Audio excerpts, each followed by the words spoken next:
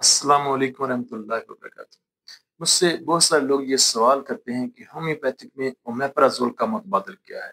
बहुत सारे लोग जो हैं वो रोजाना की बुनियाद पर ओमेप्राजोल कैप्सूल जो है वो इस्तेमाल करते हैं।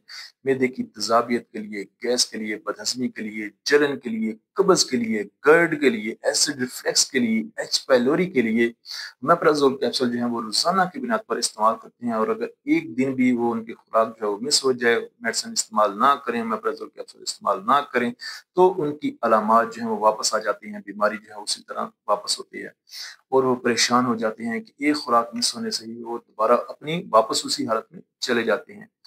होम्योपैथिक में ओमेप्राजोल का मुतबादल क्या है? होम्योपैथिक में ओमेप्राजोल का मुतबादल नक्स वामिका है। होम्योपैथिक दवा नक्स वामिका ओमेप्राजोल की मुतबादल है।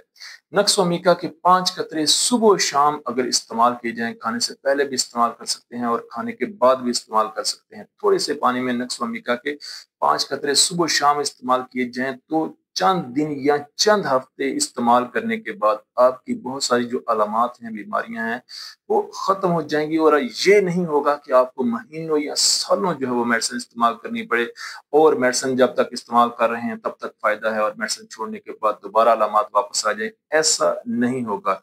होम्योपैथिक में अलामात के मुताबिक जो है वो अद्वियात तजवीज़ की जाती हैं।